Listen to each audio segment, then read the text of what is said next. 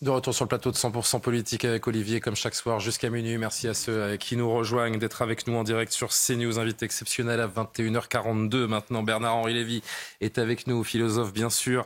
Merci d'être là, cher Bernard-Henri Lévy. On est à 5 jours bien sûr de ce deuxième tour de scrutin. Il y a beaucoup de choses à dire. Oui, d'abord, on vous redonne le compteur, si vous ne l'avez vu, mais des désistements et des appels au report de voix, puisque tout s'est arrêté à 18h. C'est l'information du jour, évidemment. Le dépôt officiel des listes, et on compte 214 désistements. Et il y aura 390 duels après désistement. Donc, un barrage a lieu en ce moment, un barrage anti-RN.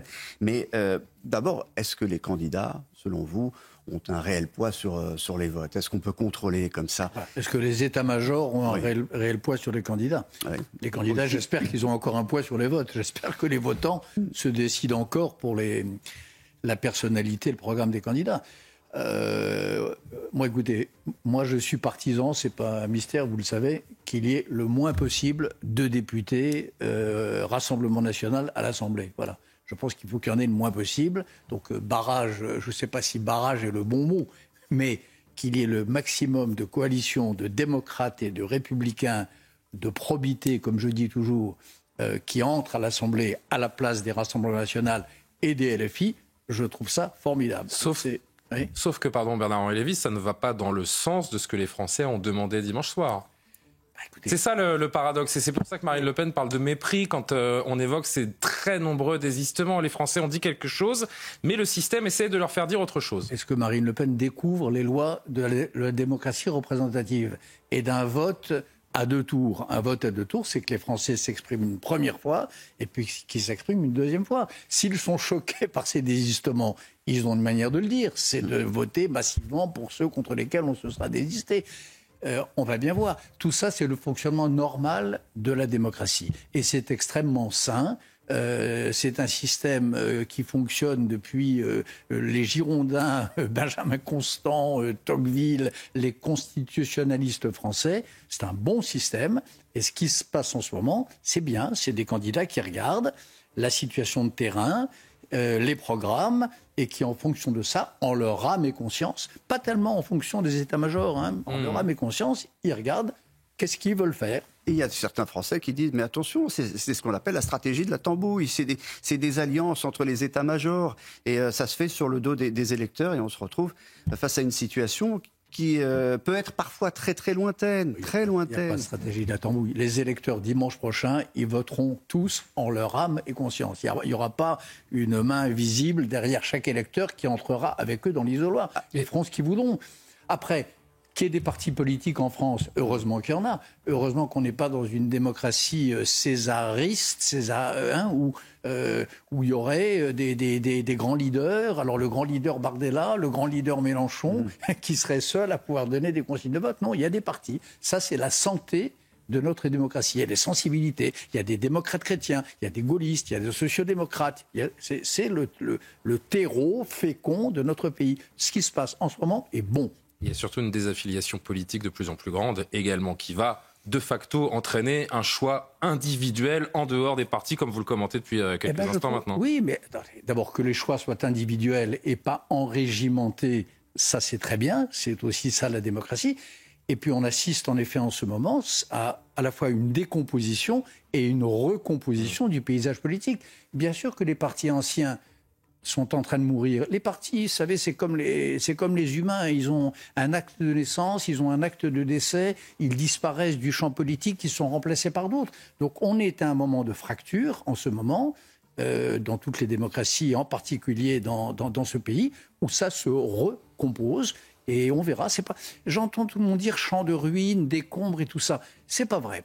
Il y a quelque chose qui est en train de prendre forme. Il y a quand même des alliances qui interpellent. Quand des candidats de la majorité Horizon ou Ensemble se désistent pour des candidats qui sont LFI, des candidats et des idées parfois qu'ils ont combattues, le discours a frôlé parfois l'antisémitisme, la révision d'histoire, sur Israël en particulier, n'est-ce pas complètement insupportable?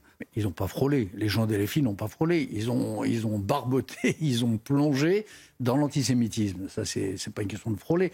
Donc évidemment que faire alliance avec ceux-là, d'ailleurs les pires, les pires ont en général été élus au premier tour. Hein. Monsieur Caron, Madame Obono, enfin il y en a quelques autres.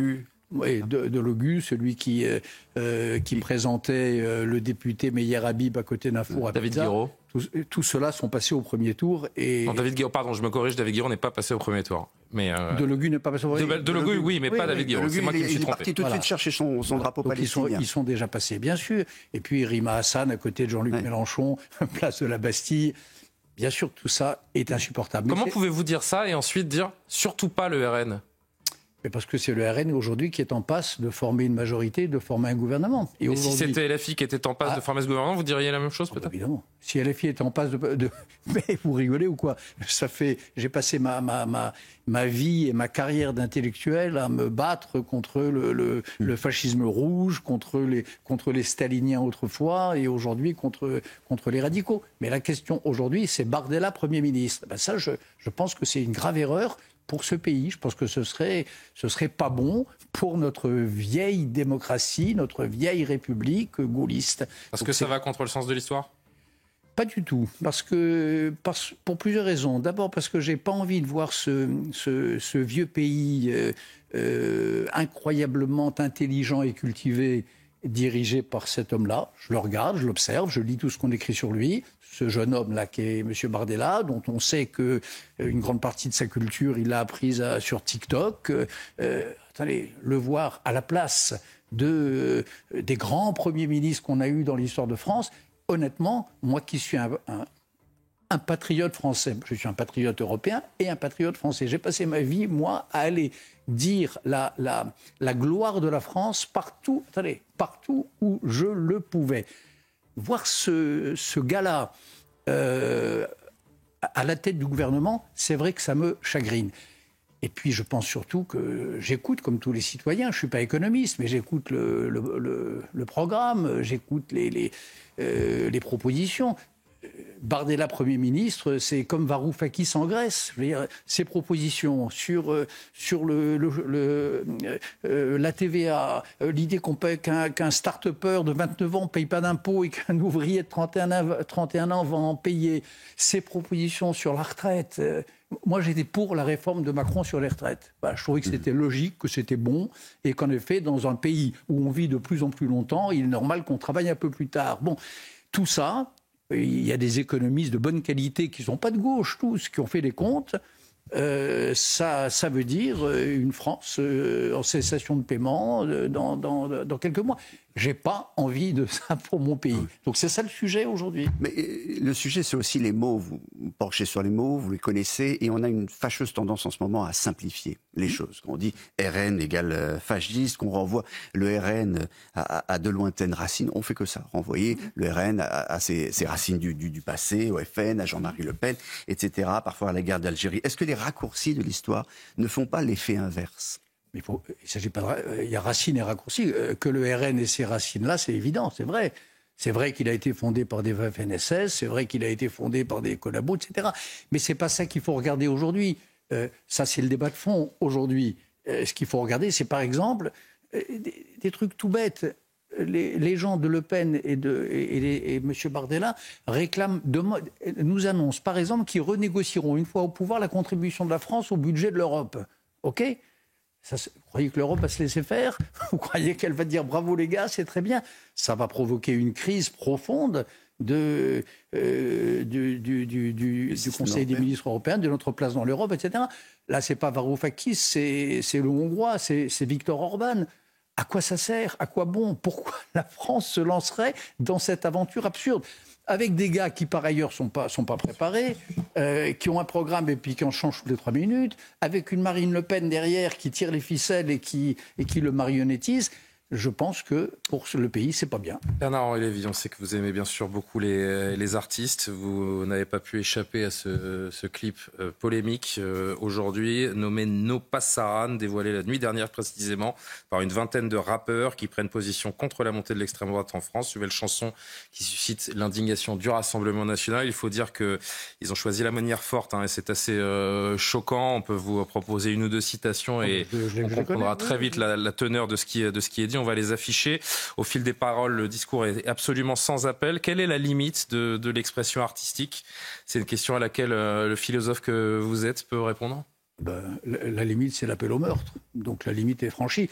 Quoi qu'on pense, et Dieu sait, je suis prêt, pas je suis prêt, ça fait 40 ans que je combats idéologiquement par les idées, les gens du Front National et les ancêtres de LFI. Mais jamais comme ça. Jamais en mettant des cibles sur la tête des gens. La limite, elle est là. De manière générale, la diabolisation, elle est contre-productive aujourd'hui ou pas?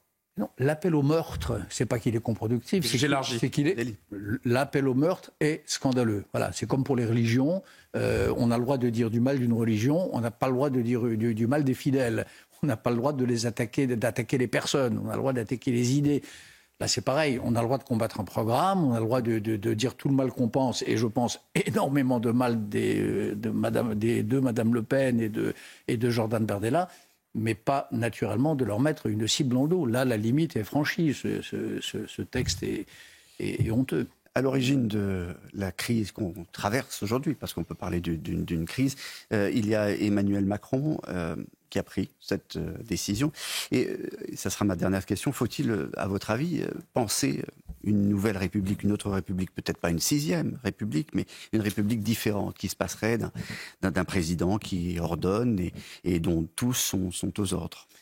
6e république, là vous parlez comme M. Mélenchon. J'ai pas dit. Et M. Montebourg. Pas une 6e république. Non, moi je trouve que la 5e république est une bonne république, que la constitution écrite par Michel Debré et voulue par le général de Gaulle est une bonne constitution, et je ne pense pas qu'il faille en changer. Vous n'avez pas le sentiment qu'on est en train de toucher les limites de ce système?